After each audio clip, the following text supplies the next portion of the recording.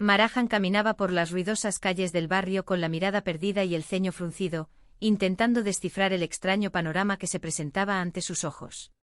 De repente se detuvo frente a un gran cartel publicitario y exclamó para sí mismo preguntándose quién era esa niña y si se había perdido en medio de la gran ciudad.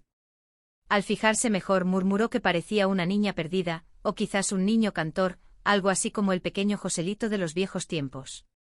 Sin embargo, al leer el nombre con más atención, pronunció Justin Bieber y no pudo evitar su sorpresa ante lo que consideraba un nombre sumamente raro. Convencido de su propia lógica, Marahan pensó que ese muchacho seguro que no vendería ni un solo disco, y mucho menos ahora con los graves problemas de la piratería que afectaban a toda la industria musical.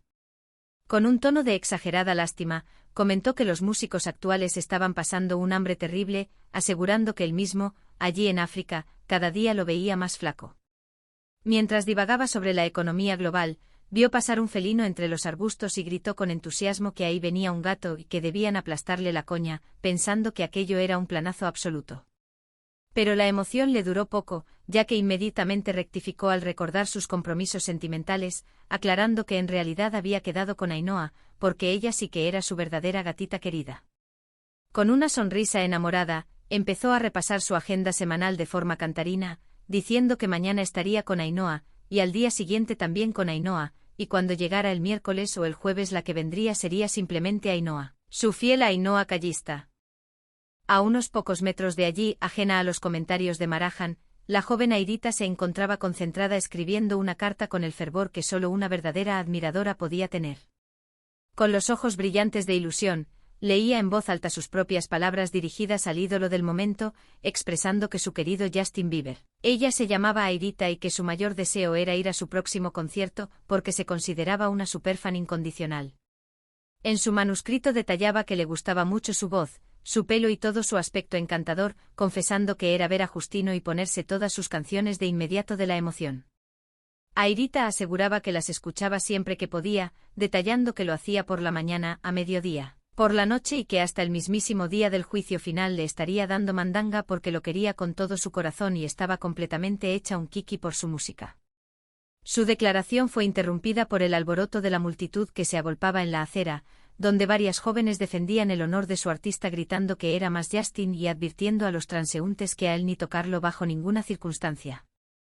Las discusiones entre los vecinos no tardaron en estallar ante tanta devoción, y alguien exclamó molesto preguntando qué pasaba y asegurando que todo aquello no tenía ni una tonta gracia, exigiendo que los dejaran en paz de una vez por todas. Un hombre que pasaba por allí miró al grupo de chicas y comentó con asombro que las fans de este Justin estaban todas completamente locas. Sin embargo, el entusiasmo de las muchachas era inmune a las críticas, y al cruzarse en la fila, una de ellas preguntó a la otra si era una Bieber, recibiendo como respuesta un orgulloso grito colectivo afirmando que todas eran Bieber. La conversación se volvió sumamente amistosa cuando compartieron sus planes para el gran evento, preguntándose si asistirían al concierto y planificando quedar para pasear juntas en la larguísima cola. De este modo pensaron que se harían una excelente compañía mutua y podrían aprovechar el tiempo para comerse el kilo completo de albóndigas que una de ellas había preparado con tanto esmero para la ocasión. La idea fue recibida con gritos de alegría, celebrando que las albóndigas y Justin Bieber formaban la combinación perfecta para declarar un te quiero más sincero, mientras devoraban la comida comentando que todo estaba realmente bueno y sabroso. En medio de todo este revuelo juvenil, una mujer del barrio caminaba con paso firme pero visiblemente agotada, cantando a pleno pulmón una tonada de liberación personal. Su voz resonaba con fuerza al decir que ya era hora y que ahora le tocaba a ella, repitiendo la frase una y otra vez como un mantra de justicia propia. Explicaba a quien quisiera escucharla que estaba completamente harta de ir para acá y para allá con sus niños a la puesta y con la casa entera colgando de sus hombros. Con determinación renovada, declaró que a partir de ese preciso momento ella decidiría por dónde andaba, celebrando a los cuatro vientos que finalmente le tocaba su turno de disfrutar de la vida. Mientras tanto, en la tranquilidad del hogar, Barajas compartía una tarde de juegos de mesa con su gran amigo, intentando adivinar el personaje misterioso de las cartas. El amigo, analizando detalladamente los rasgos, le dio una pista definitiva diciendo que su personaje llevaba bufanda, que fumaba en pipa y que además tenía un gran bigote. Barajas, sin pensarlo dos veces, gritó entusiasmado que entonces se trataba de Claudia y celebró haber acertado el enigma. El amigo lo miró con una mezcla de diversión y lástima, aclarándole que el personaje era Michael y proclamando su propia victoria al grito de «he ganado». Barajas se desplomó en la silla quejándose de su mala suerte crónica y de que siempre terminaba perdiendo en todos los juegos. El amigo, intentando consolarlo, le dijo con ternura que la razón no era que él fuera un mal jugador, sino que Barajas siempre lo miraba con muy buenos ojos. Barajas se rió de la situación y preguntó por qué hacía el tarao de esa manera, a lo que el amigo respondió que simplemente estaba echando la tarde para pasar el rato de una forma fenomenal. No obstante, una vecina que observaba la escena intervino para aguar la fiesta, comentando que la tarde no era tan fantástica y confesando que ella ya se estaba aburriendo un poquito. El amigo asintió con desgano, afirmando que entendía perfectamente la situación ya que él también se encontraba sumamente aburrido desde que la Paqui se había mudado del vecindario, dejando al resto de sus amigas hechas polvo y completamente cansadas. La vecina corrigió el término, asegurando que no estaban cansadas sino directamente incineradas por la rutina.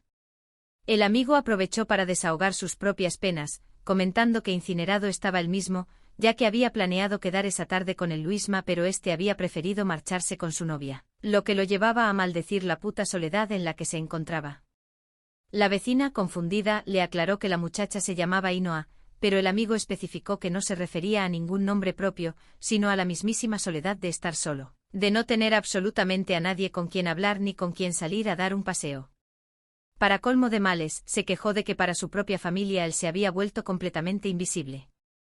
Justo en ese momento un familiar pasó por el pasillo y se limitó a decir hasta luego Barajas sin detenerse, lo que sirvió como la prueba perfecta para que el amigo exclamara que aquello era una pena de vida y anunciara su firme intención de irse al bar más cercano para ahogar todas sus penas en una buena olla de callos calientes.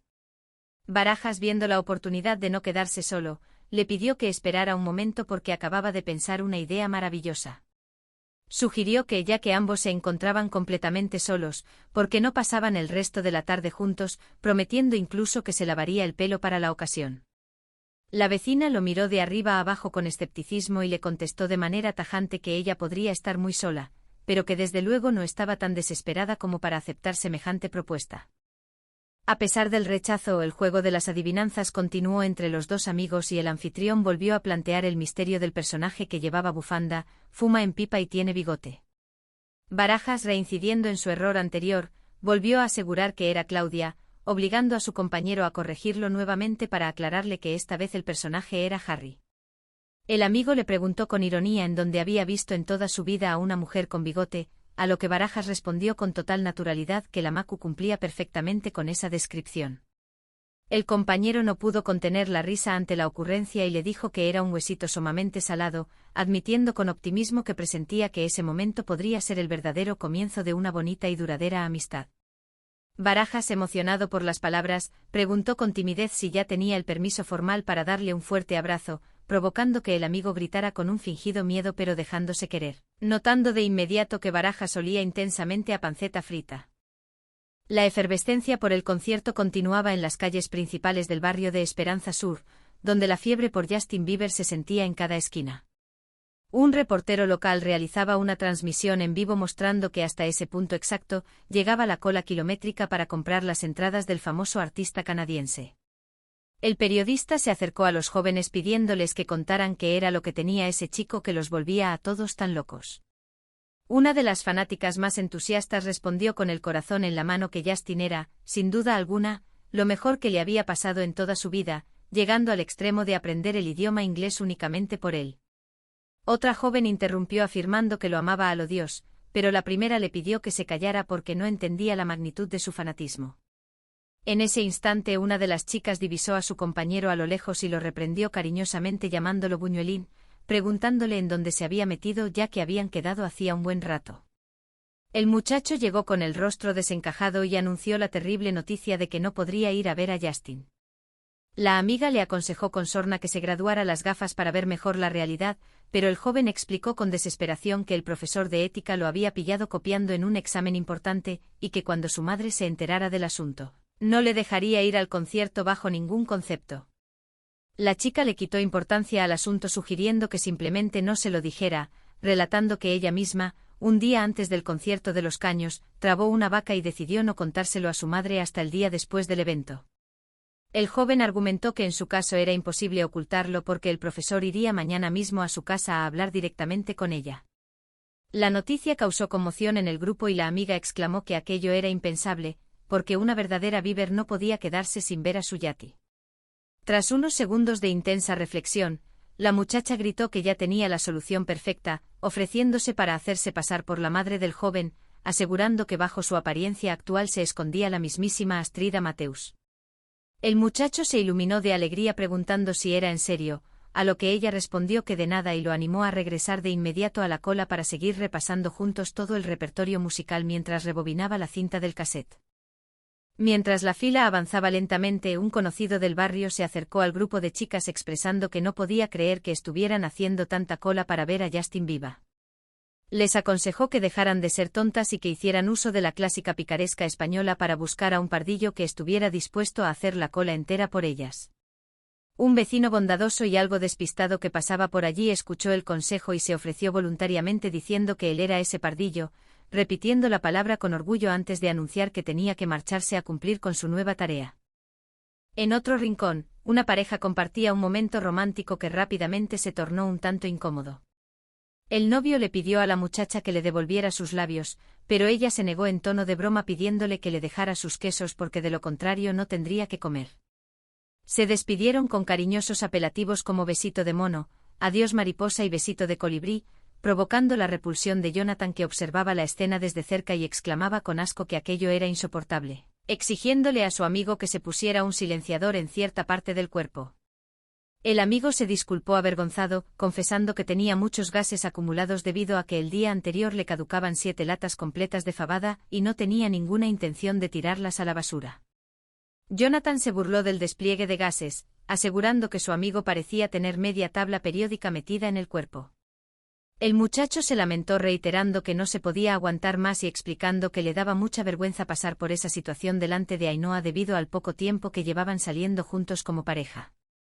Jonathan intentó tranquilizarlo diciéndole que no se rayara tanto porque eso era lo más normal del mundo entre las personas humanas, preguntándole si acaso creía que ella nunca pasaba por lo mismo.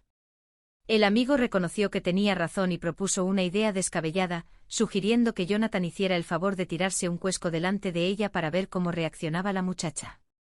Jonathan se negó rotundamente afirmando que esas eran cosas exclusivas de pareja, y cuando el amigo insinuó una propuesta inapropiada, Jonathan lo cortó en seco amenazándolo con reventarle la cabeza.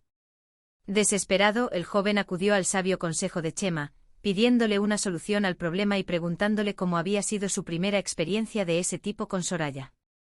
Chema recordó con nostalgia que había sido de lo más normal, admitiendo que al principio fue un poco incómodo pero que enseguida se le pasó y ella lo perdonó por completo, logrando que a los 2 meses estuvieran tan pichis y felices. El muchacho continuó preocupado, deseando no tener esa parte del cuerpo y decidiendo que por el momento seguiría aguantándose, aunque no estaba del todo seguro de lograrlo. La alegría regresó al barrio cuando una de las vecinas llegó corriendo con los brazos en alto, gritando con entusiasmo que finalmente lo había conseguido y que ya tenía en sus manos las entradas oficiales para el concierto de Justin Bieber. Decidió llamar de inmediato a Maku para darle la gran sorpresa, anticipando lo contenta que se iba a poner. Al comunicarse le confirmó que asistirían a ver a Justin Bieber porque había logrado comprar las 2 últimas entradas disponibles en la taquilla. Tras despedirse con un beso cariñoso, se cruzó con un grupo de vecinas que la miraban fijamente, lo que la llevó a preguntarles el motivo de sus miradas inquisidoras. Doña Eugenia, que se encontraba sentada cerca, intervino para presumir que ella estaba allí con el auténtico dúo dinámico, pidiendo en secreto que no se lo contaran a nadie pero asegurando que había tenido un romance con el del chaleco rojo. Una de las jóvenes se burló señalando que ambos hombres llevaban chaleco rojo idéntico, celebrando lo golfilla que había salido doña Eugenia con los años. Ofrecieron un trago de cerveza que fue rechazado, y luego un trago de caldo de cocido caliente mientras comentaban la interesante vida que llevaban todos. El amigo de Barajas decidió sacar también su propio álbum de recuerdos para mostrar sus vivencias pasadas, señalando una fotografía antigua donde aparecía en un sitio que no le sonaba de nada junto a un señor que tampoco conocía. Doña Eugenia revisó el álbum y encontró una foto del amigo junto a Luisma, comentando lo delgados que se veían en la década de los 90. El amigo recordó que esa era la moda de la época, vinculada a los malos pasos y al consumo de sustancias. Al ver otra imagen tomada en la Fundación Hombre, admitió que había llovido muchísimo desde aquellos tiempos difíciles. Al ver el bajón anímico de Barajas, sus compañeros intentaron espabilarlo gritándole que despertara y ofreciéndole bromas sobre sustancias ricas para que reaccionara. Le recordaron que tenía que ponerse a trabajar de inmediato, ya que lo habían nombrado encargado oficial de las témperas del taller. Barajas asumió su nuevo rol con solemnidad, comentando el gran peso de la responsabilidad y pidiendo cómicamente que se la quitaran de encima. Los amigos lo tranquilizaron y pidieron al camarero que a su compañero le sirvieran la comida en puré, debido a que se le había caído otro diente recientemente. El afectado explicó que estaba esperando la visita del ratoncito Pérez para pedirle que le dejara un poco de sustancias prohibidas debajo de la almohada en lugar de dinero. Sus compañeros lo reprendieron severamente, recordándole que la droga era mala y caca, y amenazando con reventarle la cabeza si tiraba por la borda los 12 minutazos completos que llevaban limpios y sin consumir nada. Para cambiar de tema y mantener la mente ocupada, propusieron jugar al clásico Veo Veo.